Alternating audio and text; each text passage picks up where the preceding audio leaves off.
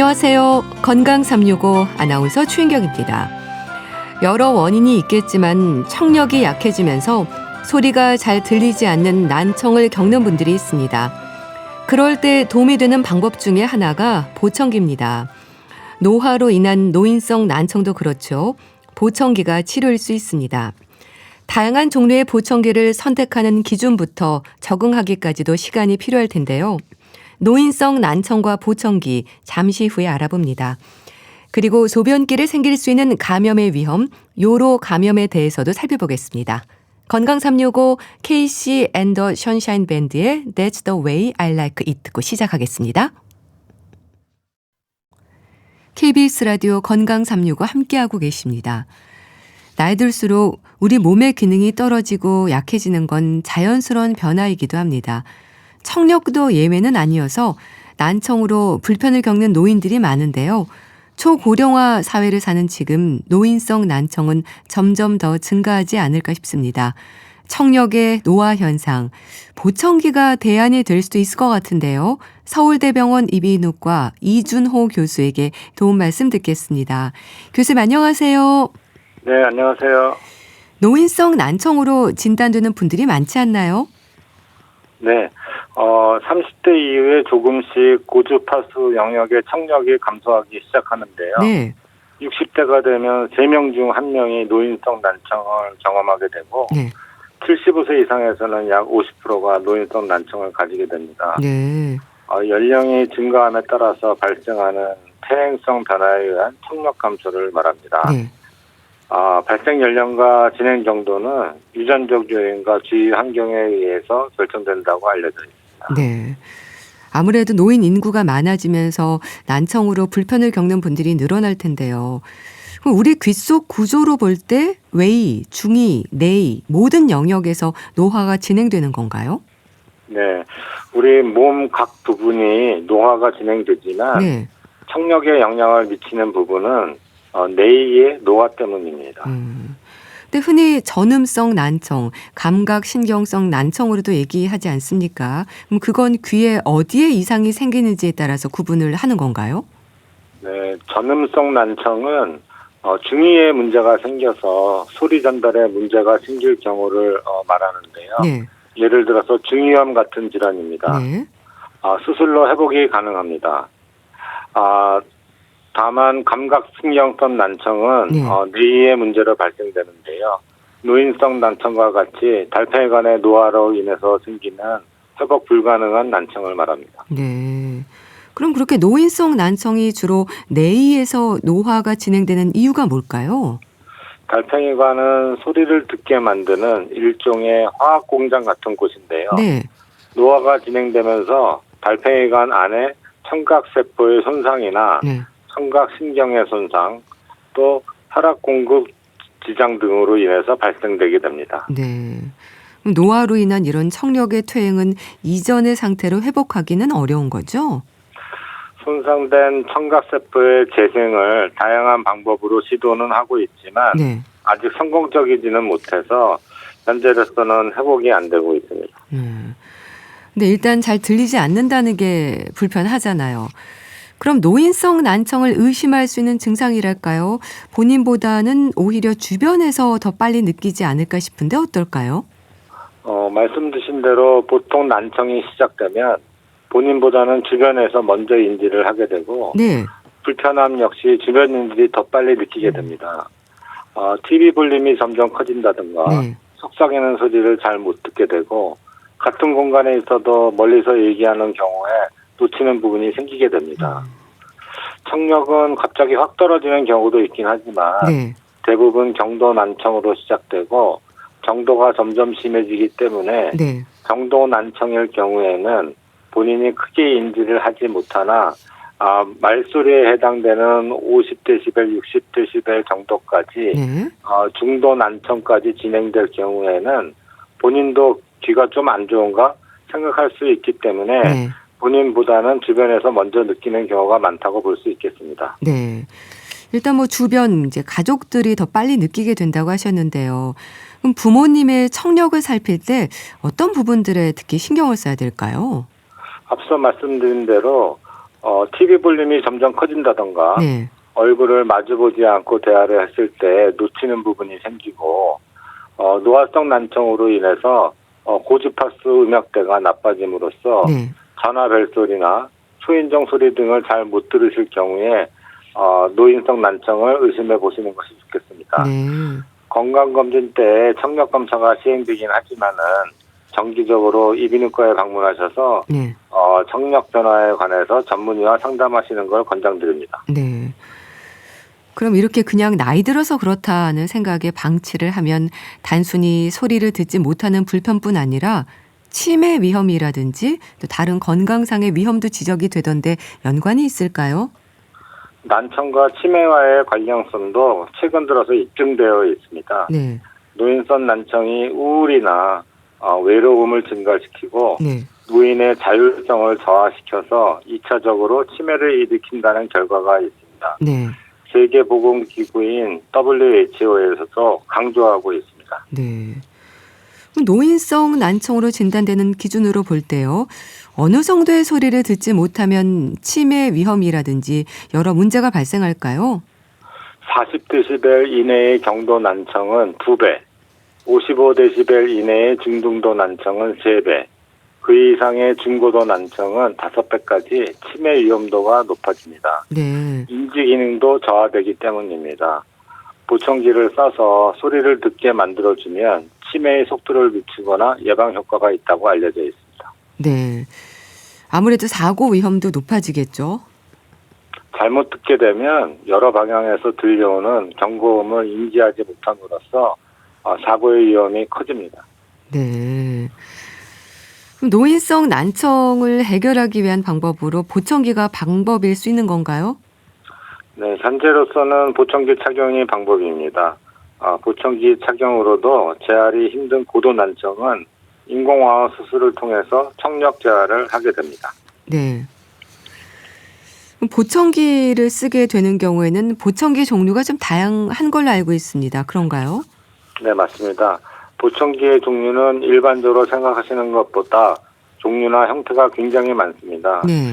일반적으로 알고 계시는 보청기는 웨이도와 고막을 통해서 소리를 전달시키는 기도 보청기로서 네. 초소형 귓속형 보청기가 있고 고막형이 있고 오픈형, 귀걸이 형태 등 여러 모양의 보청기가 있고요. 네.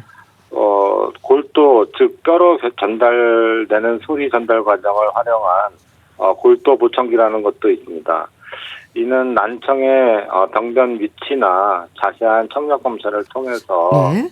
청력에 따라서 할 수 있는 보청기가 있기 때문에 이비인후과 전문의의 진료를 통해서 결정하시는 것이 가장 바람직합니다. 네.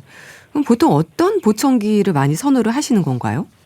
일반적으로 착용자의 웨이도 모양에 맞춰서 제작되는 귓속형 보청기는 맞춤 형태로 제작이 되고 있습니다. 네. 오픈형이라고 하는 보청기와 귀걸이형 보청기도 귀 모양에 맞춰서 제작이 되는 경우도 있고요. 네. 이는 치과에서 치아 본을 떠서 제작이 되듯이 보청기도 웨이도 즉 귓구멍 모양에 맞춰서 제작이 되어야만 완벽히 본인에게 맞는 보청기가 제작될 수 있다고 보시면 되겠습니다. 네. 좀 더 넓게 생각해 보자면 맞춤 형태로 제작되는 보청기가 아니더라도 개개인의 청력 자체는 모두 다르기 때문에 각 개인의 청력에 맞춤으로써 모든 보청기는 결과적으로 착용자 본인에게만 맞춰진 보청기다라고 생각할 수도 있겠습니다. 네. 그럼 보청기 역시 이제 청력도 계속 변하기 때문에 체크를 해야 되는 부분인 건가요?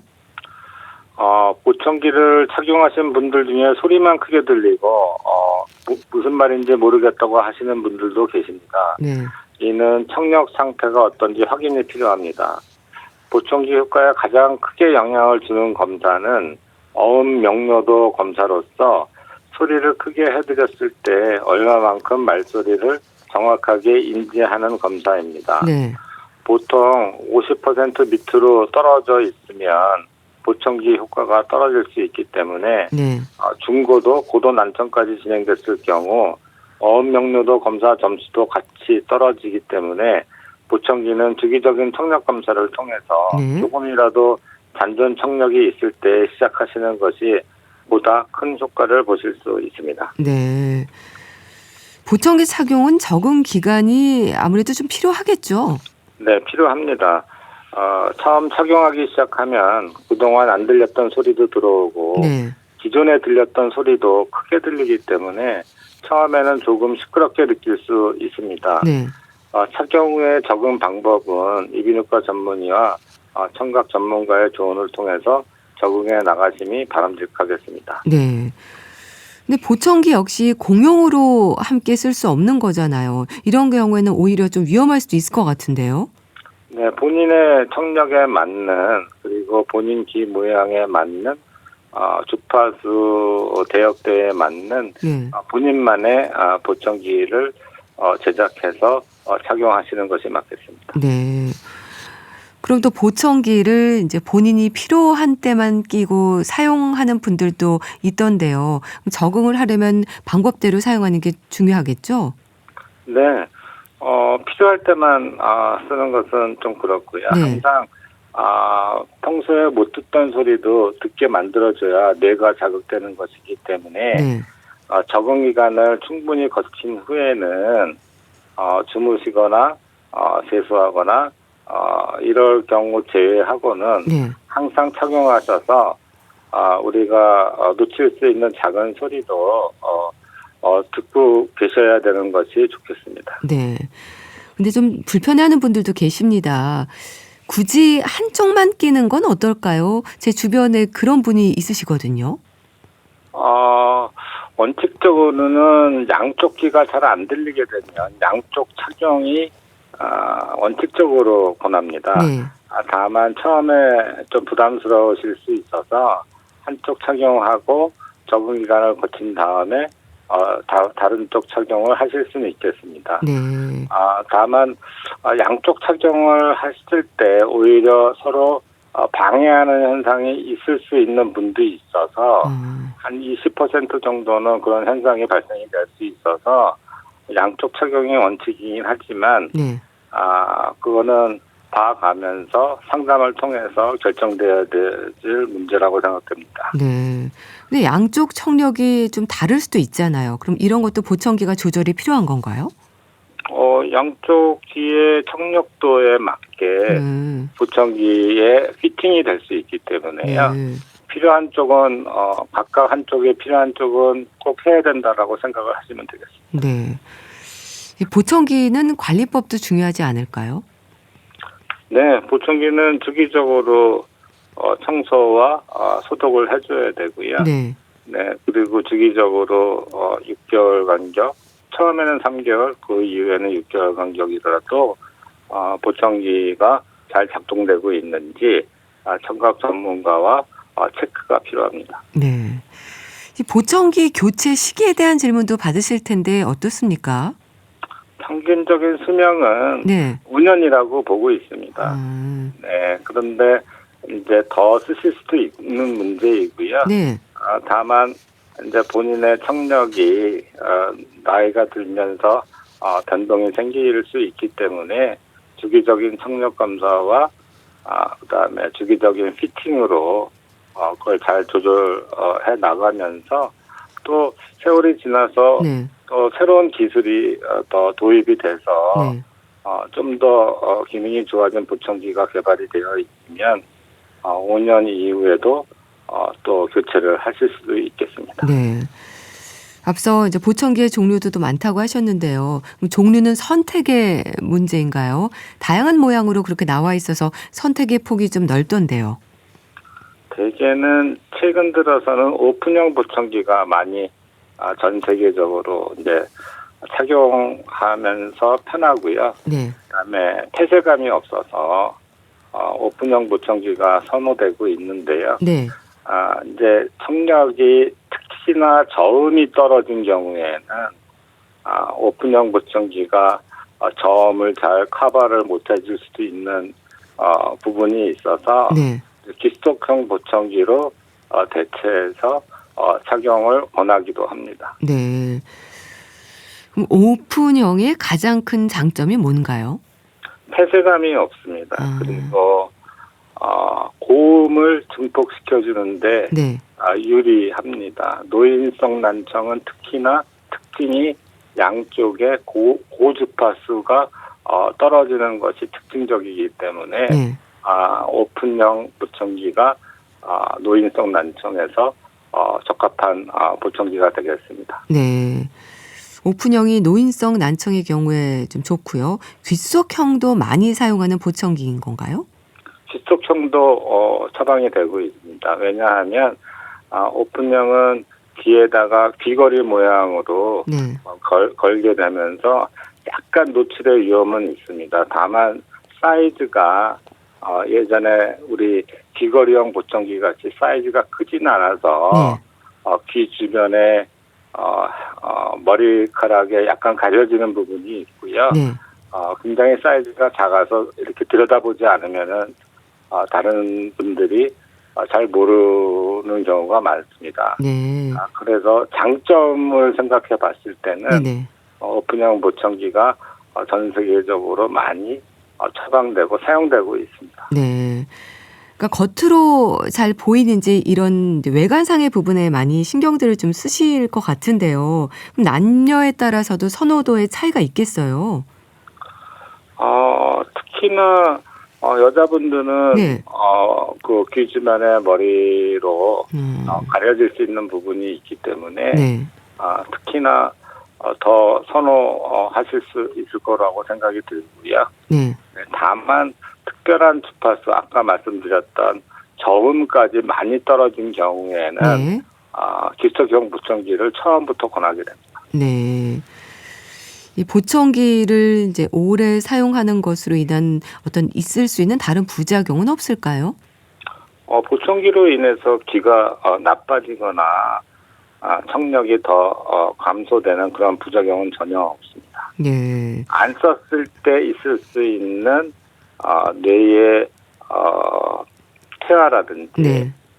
그런 부분이 더 문제가 되기 때문에 전혀 보청기로 인한 부작용은 없다라고 생각하시면 되는데요. 네. 간혹 가다가 귓속형 보청기에서 귀가 좀 아프거나 그런 현상이 발생이 되긴 하는데 그거는 우리가 귓분을 다시 뜬다든지 네. 또 이비인후과 전문의 진료를 통해서 어떤 방법이 있을 수 있는지 이제 진료를 이제 받아보시면 좋을 것 같습니다. 네.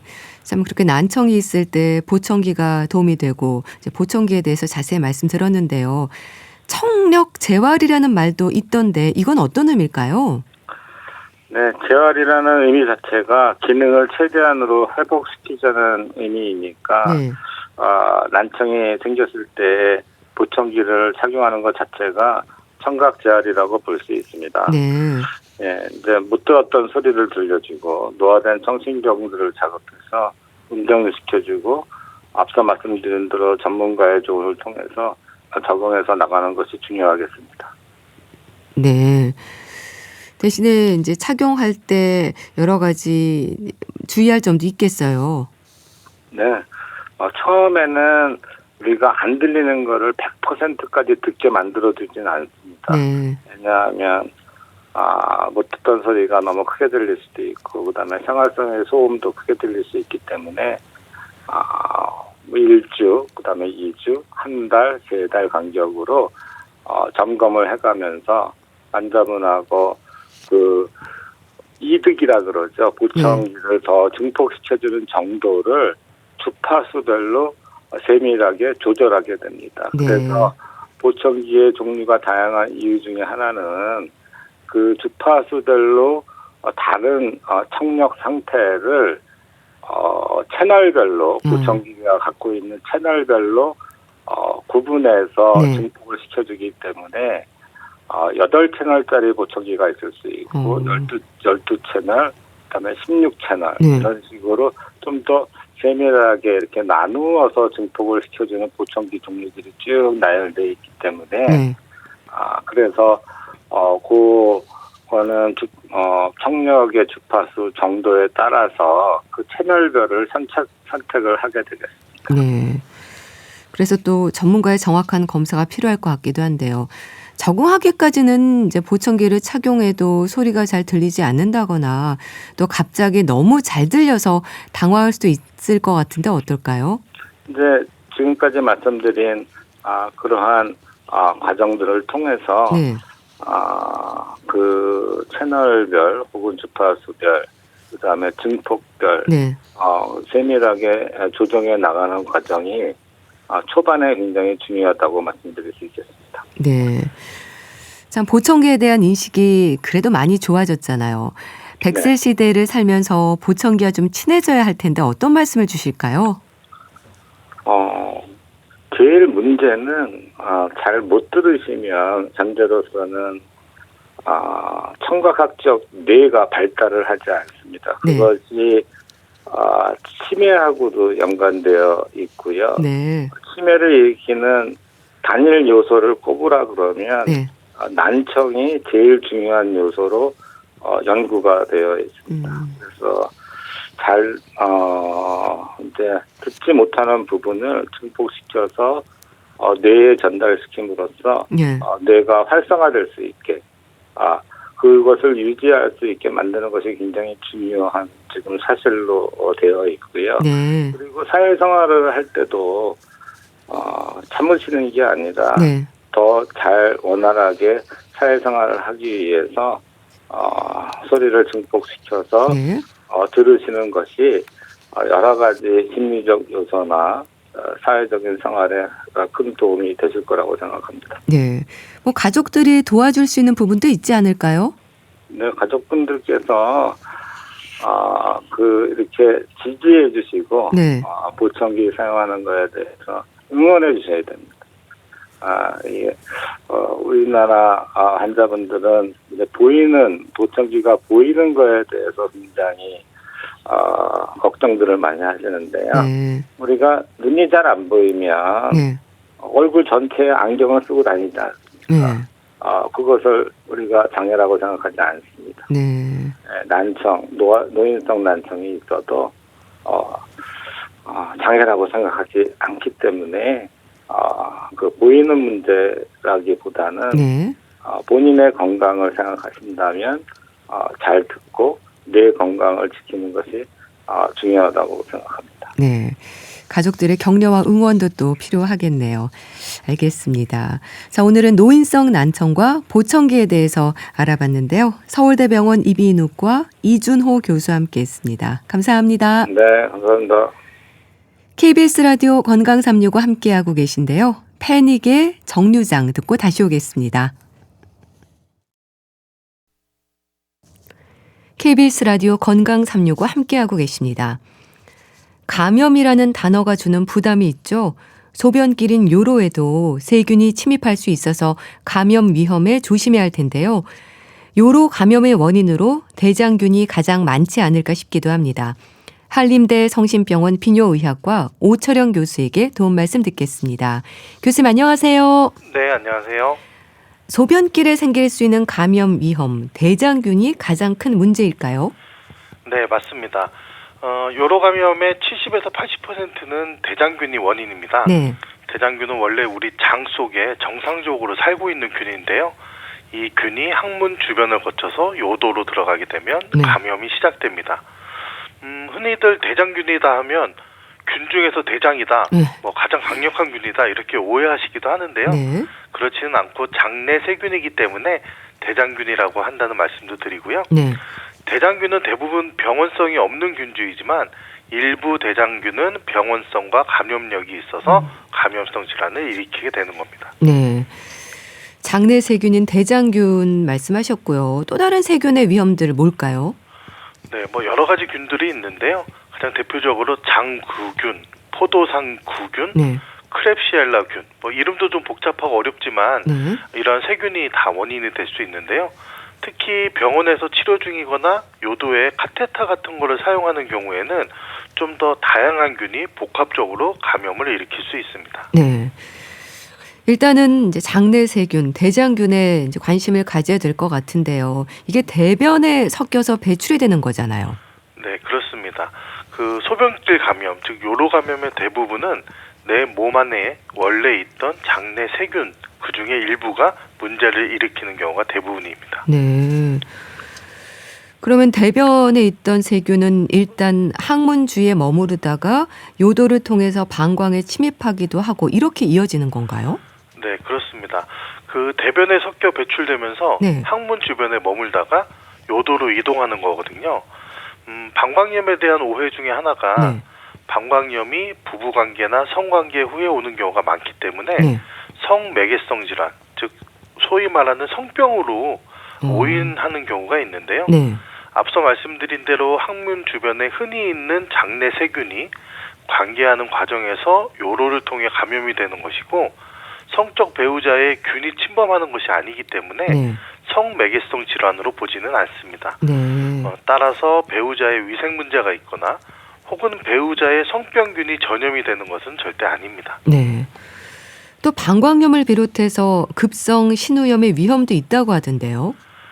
네, 방광염은 말 그대로 이러한 균이 방광에 감염을 일으키는 걸 말하고요. 이를 초기에 치료하지 않거나 진행이 되면 상부 요로기관, 즉 신장이나 요관에까지 올라가게 되는데 네. 이러한 경우를 신우신염이라고 합니다. 신우신염은 방광염과는 다르게 네.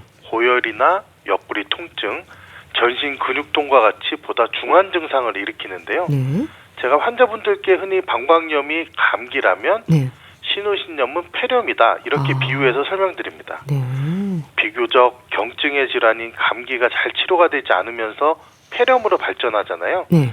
방광염으로부터 시작된 요로 감염이 신우신염이나 신농양까지 확산될 수도 있습니다.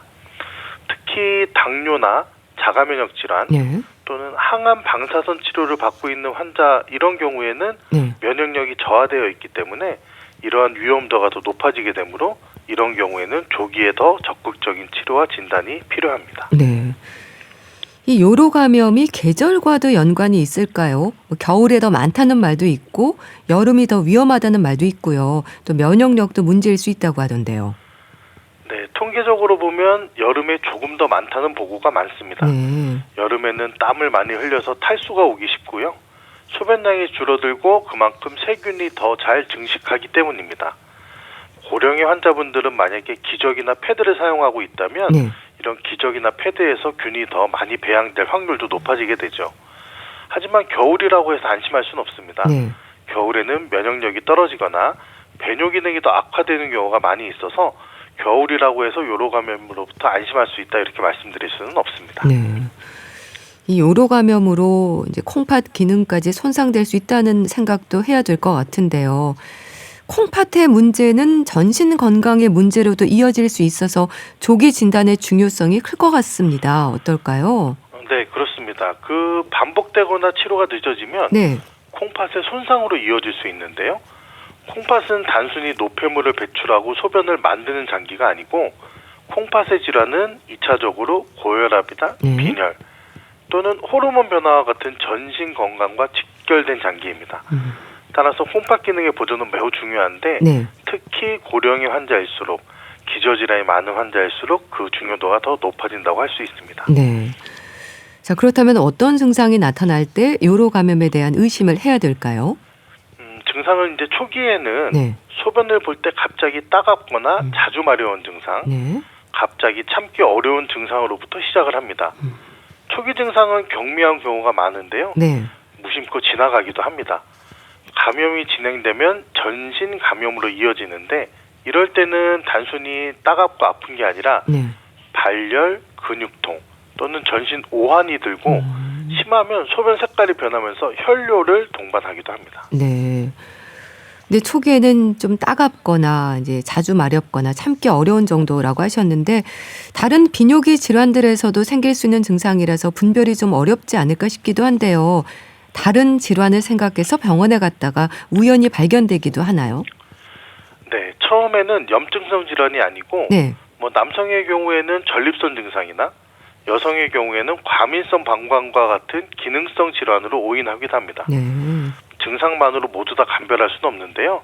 앞서 말씀드린 기능성 배뇨 질환은 그 증상이 서서히 발생하고 점진적으로 악화된다면 염증성 질환은 진행 속도가 빠르고 배누통과 같은 전형적인 증상이 갑자기 나타난다는 차이가 있어서 네. 반드시 비뇨기학과 전문의와 진료를 통해서 정확하게 감별 진단하는 것이 필요하다고 말씀드릴 수 있죠. 네.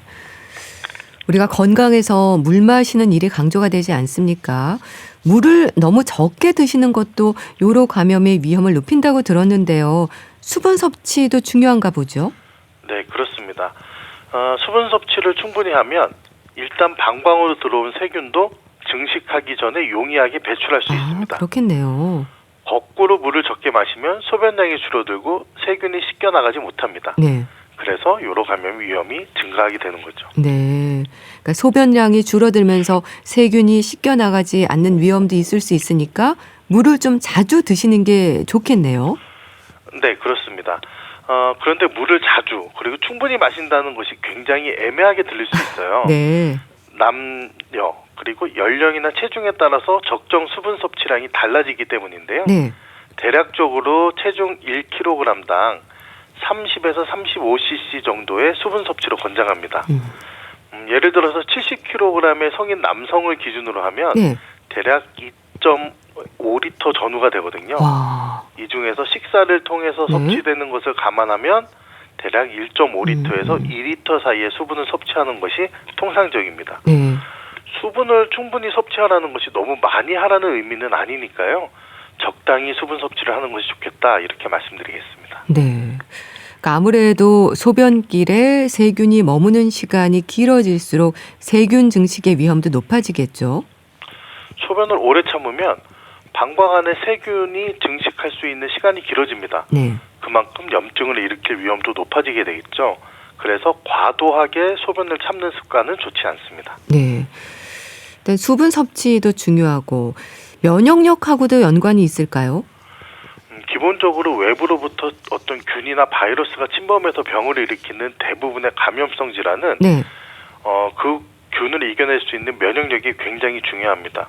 아주 극단적인 예로는 항암 방사선 치료를 받고 있는 환자의 경우에는 네. 면역력이 뚝 떨어져 있겠죠. 또는 자가 면역 질환 때문에 스테로이드와 같은 이런 항면역제라든지 항염증제를 드시는 분들은 네. 이러한 균이나 바이러스에 대한 면역력이 굉장히 떨어져 있는 상태입니다. 별스럽지 않은 균이 몸에 침범했을 때 더 증식할 수 있는 환경도 만들어져 있기 때문에 네. 그러한 경우에는 이런 요로 감염이 더 많이 발생하고 더 중하게 발전할 수 있는 그런 기회가 높아지는 거죠. 네. 요로 감염으로 응급실을 찾기도 하나요? 앞서 말씀드린 대로 단순 방광염을 넘어서 네. 고열이나 근육통을 동반하는 신우신염 네. 또는 남성 같은 경우에는 급성 전립선염 이런 그 요로 감염은 응급실을 방문하는 경우가 꽤 많이 있습니다. 네. 치료는 잘 되는 편인가요? 다행히 적절한 항생제 치료를 통해서 대부분의 경우 치료가 잘 되는 편입니다. 다만 초기에는 어떤 균주 때문에 감염이 됐는지를 알 수가 없어요. 네. 균주를 확인하는 배양 검사는 통상 3일에서 5일 정도 소요됩니다. 따라서 비뇨기학과 전문의는 처음에 환자의 상태를 보고 경험적 항생제라고 하는 네. 가장 적합한 항생제를 먼저 투약하고 결과를 기다리게 되거든요. 네. 당연히 가장 가능성이 높은 병원성 대장균을 타겟으로 하는 항생제를 사용하게 되는데요. 네. 최근에는 우리나라 항생제 내성균주의 발현 비율이 높다 이런 말씀 많이 들어봤죠. 그래서 초기 항생제 치료에 어려움을 겪는 경우가 있습니다. 오늘의 주제는 아니지만 이러한 항생제 내성의 문제는 요로 감염뿐 아니라 폐렴과 같은 다른 감염성 질환의 치료에 있어서도 많은 어려움을 유발하고 있어서 이런 의료 전문가들이 풀어야 될 아주 큰 숙제 중에 하나입니다. 네. 일단 항생제가 좀 투여가 되는 거고 역시 초기 치료 효과가 높은 건 당연하겠죠? 모든 감염성 질환이 마찬가지인데요. 특히 요로 감염의 경우에는 네. 방광염과 같은 단순 요로 감염에서 신우신염이나 신농양, 전립선염과 같은 복합 요로 감염으로 발전하기 전에 네. 적절히 치료를 해야지 치료 기간도 단축되고 후유증도 남지 않습니다. 네. 항생제 말씀하셨는데 그럼 치료는 약물 복용이라고 봐야 되는 건가요? 앞서 말씀드린 대로 기본적으로는 항생제 치료를 시행을 합니다. 네. 경우에 따라서는 경부투약, 즉 먹는 항생제가 아니고 정맥주사 형태로 사용하기도 합니다. 만약 염증이 진행되어서 농양, 즉 고름이 형성될 정도로 심해지면 네. 이를 절개 배농을 하기도 하고 농양을 배액하기 위한 배액관을 삽입하기도 합니다. 네.